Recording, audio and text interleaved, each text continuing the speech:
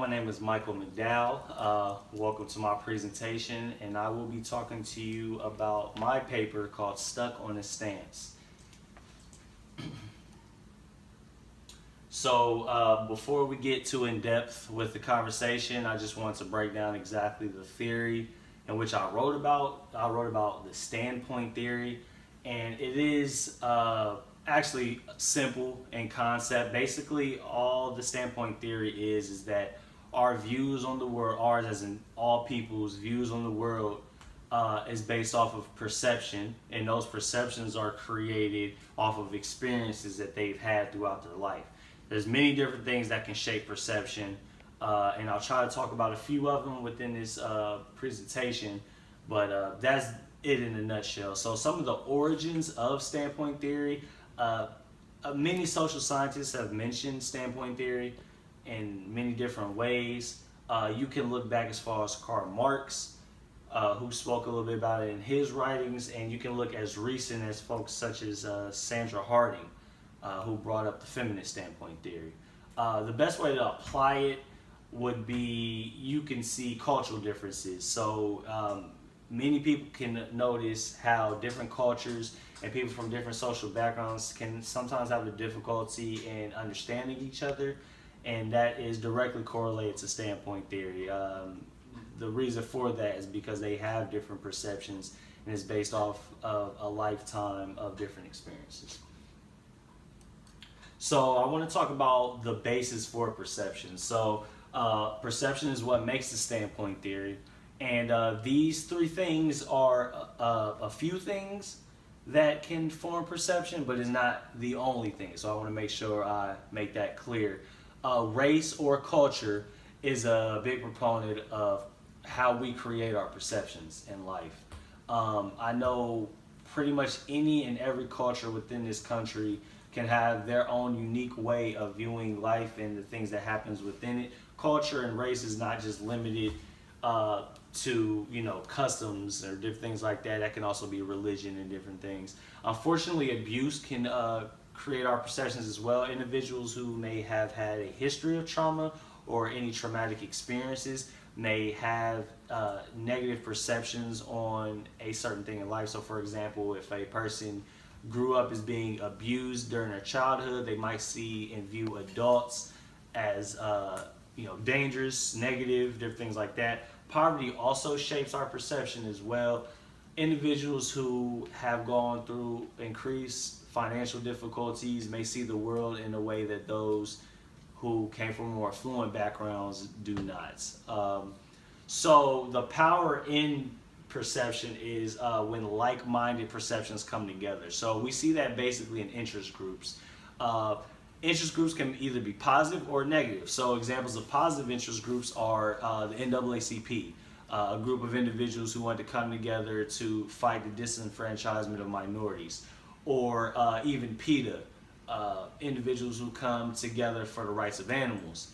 An example of negative interest groups would be things like the Ku Klux Klan, and different maybe street gangs as well. Individuals who have similar perceptions on life, but they join together to have more of a negative outcome.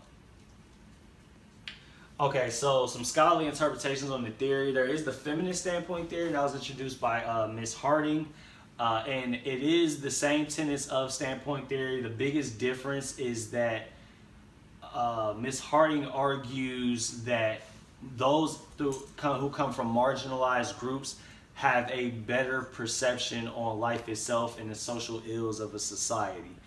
And that's been highly criticized and highly praised by many as well. So from an international perspective, standpoint theory can even be, in a sense, the start of wars. I mean, even as far back, we can look at World War II, and some may argue that that was a war of different ideologies. Those ideologies was formed basically off of the different perceptions of groups.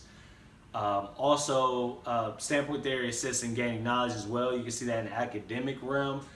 Those who subscribe to tailoring information to different types of students are subscribing to the standpoint theory, that they understand that those from different backgrounds will have a different way of looking at different information is a different way to explain that information. A lot of criticisms tend to be misguided, unfortunately. A lot of people criticize, especially the feminist standpoint theory, because they think it tries to serve an agenda, when in all actuality, it is simply trying to articulate a reality within our society. And that reality is that there are marginalized groups, and it is based off the fact that the more affluent social classes can, in a sense, marginalize the less affluent, because they don't understand where they come from or their perspectives. So if there's an argument to be said that understanding standpoint theory can lead to betterment in society. So there is an inequity in our society, and it's highly based off the fact that people cannot see each other's point of view. It's hard for people to empathize with each other, and that's because of the standpoint theory. Some tactics to help resolve it is to just try to bring understanding among people. The best ways for people to understand each other's backgrounds, and that'll better help each other fix the inequities that our society sees. Education, you'll see that often as well. Tailoring information, so not everyone learns the same way or at the same rate, and that is directly applied, and that is directly because of their backgrounds, their social backgrounds. Therefore, tailoring information, educators must tailor information in a way to cater to that, and that subscribes to standpoint theory as well. So I wanted to talk about a few failed attempts. Oh, excuse me, I want to make sure I didn't skip one. Okay. I want to talk about a few failed attempts at resolving inequality. One of those in which is affirmative action, unfortunately. Affirmative action was made, as you all may know, affirmative action was made to help fix a broken system for minorities. Unfortunately, many minorities were not getting hired and were historically disenfranchised. This was made to try to help them achieve jobs in bigger fields and bigger responsibilities. Unfortunately, it was a bit misguided, and many unqualified people started to gain jobs. So that was a failed attempt at fixing some of the ills that standpoint theory implies. Another one is Social Security. Social Security was created to help those who are either unable to work or too old to work.